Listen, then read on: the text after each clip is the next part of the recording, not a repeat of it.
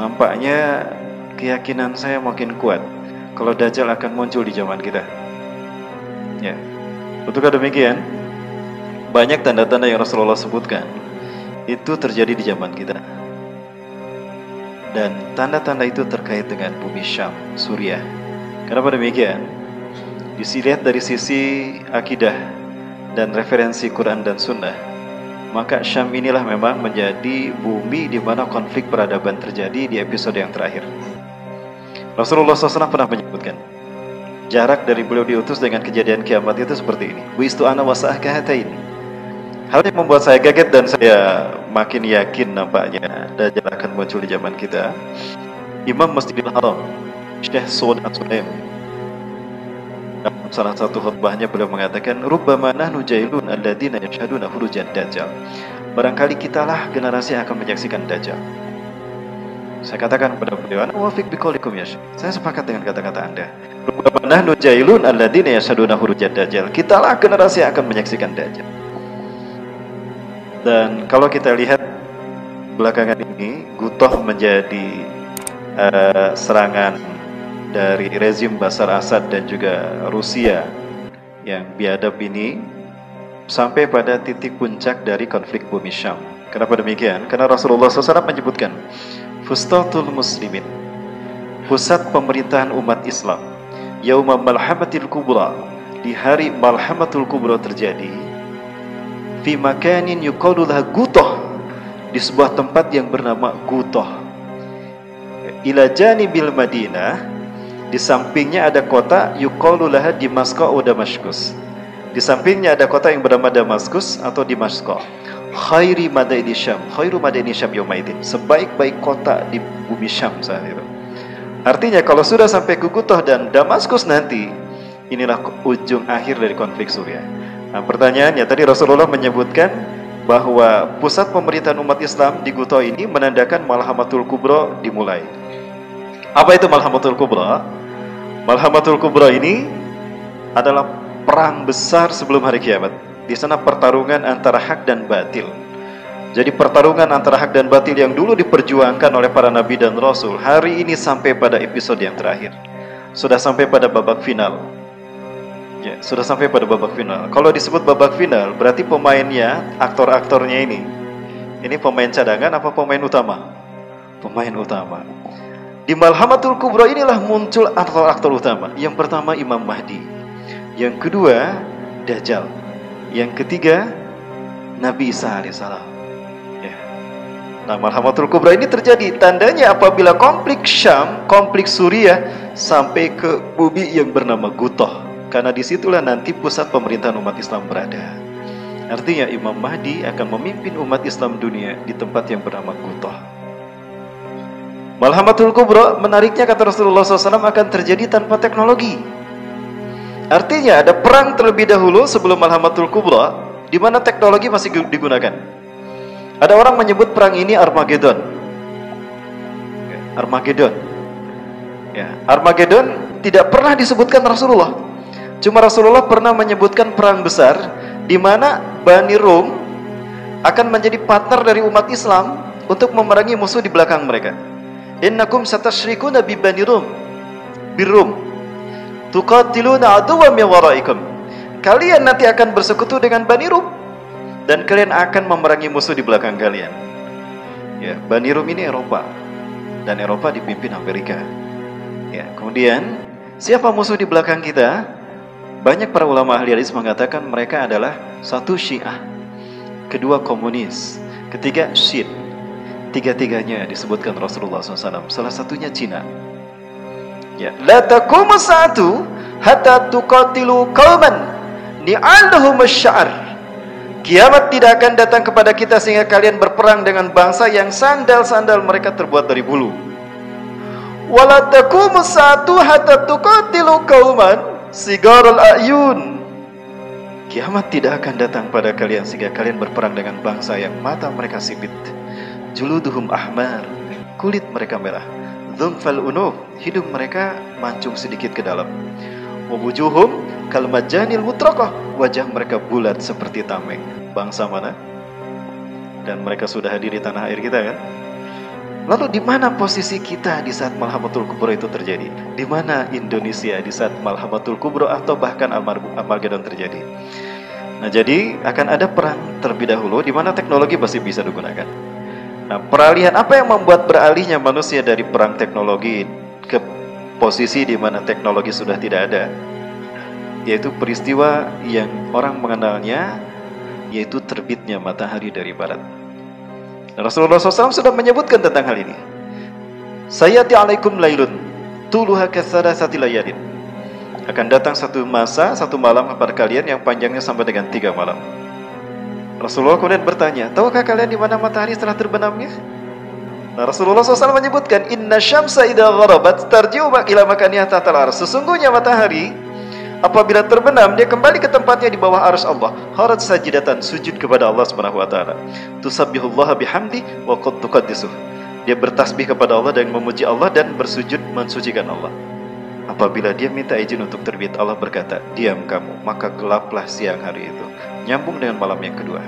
Di saat akan izin untuk terbit lagi, Allah bilang, kafi aidik, diam kamu, jangan kemana-mana. Maka siang itu harusnya terang, kembali gelap. Nyambung dengan malam yang ketiga. Di saat yang ketiga kalinya Rasulullah menyebutkan, ketika matahari minta izin, ya Rabbi hada matla'i asta'dinuka an tatafi makani huruji. Ya Rabbi, ya Allah, ini saatnya aku terbit, aku minta izin. Apa kata Allah? Ukhruji min makani ghurubi, terbitlah kamu dari tempat kamu terbenam. Maka matahari pun akan keluar dari barat. Sebetulnya matahari tidak berubah. Apa yang berubah? Yang berubah adalah bumi. Ya, untuk memahami ini kita tidak boleh berpegang pada satu hadis ini. Cari hadis-hadis lain yang terkait. Saya menemukan hadis di dalam kitab Huru Hara Akhir Zaman, Dr. Amir Muhammad Jamaluddin dari Timur Tengah, dan ini sudah diterjemahkan.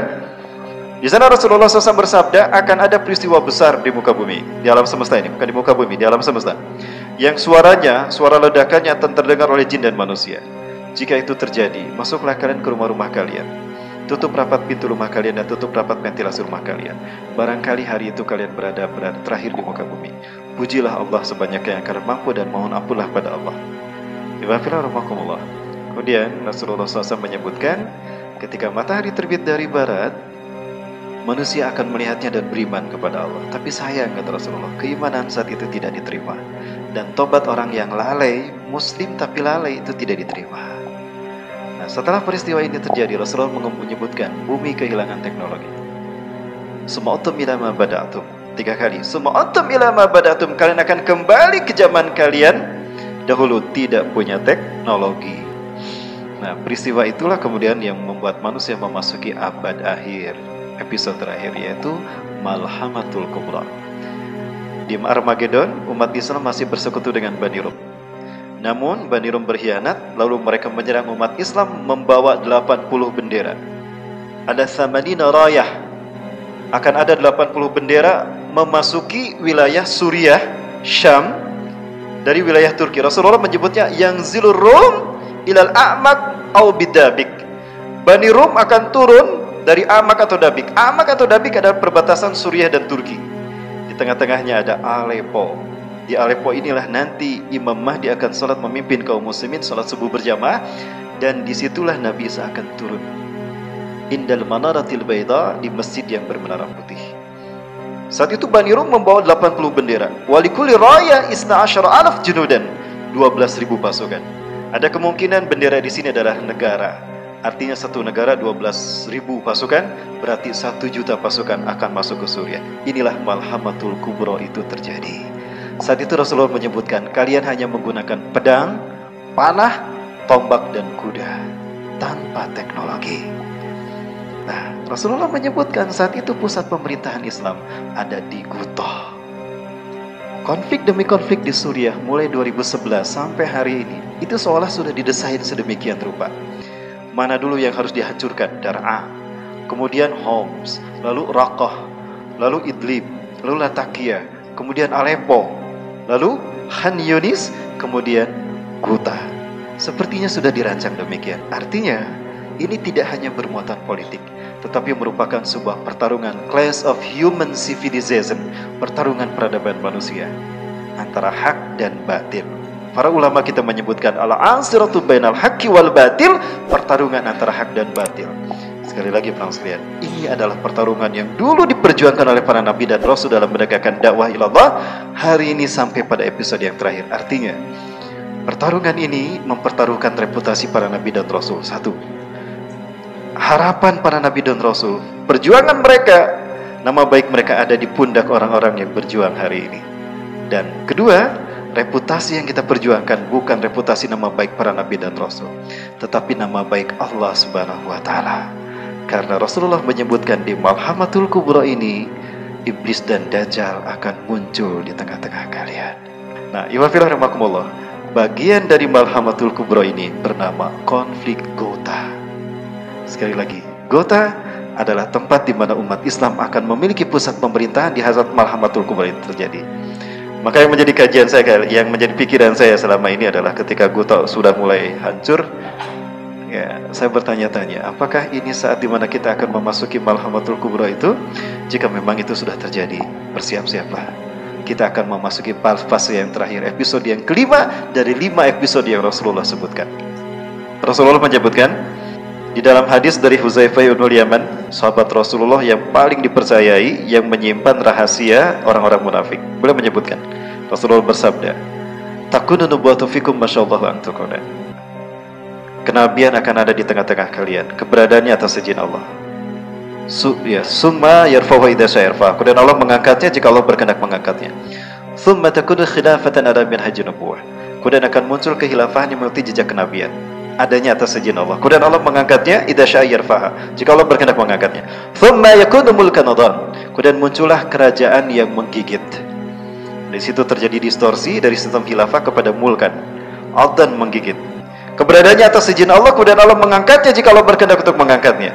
Tsumma takunu mulkan jabarian, tsumma yakunu mulkan jabarian. Kemudian muncul mulkan jabarian, kerajaan yang diktator kejam. Tsumma yarfa'u idza syaa yarfa', tsumma takunu khilafatan ala minhajin nubuwah, tsumma sakat. Kemudian yang kelima adalah fase khilafah ala minhajin nubuwah kembali terjadi. Kemudian Rasulullah diam. Diam artinya kiamat. Ya, hari ini kita berada di fase transisi antara keempat dan kelima.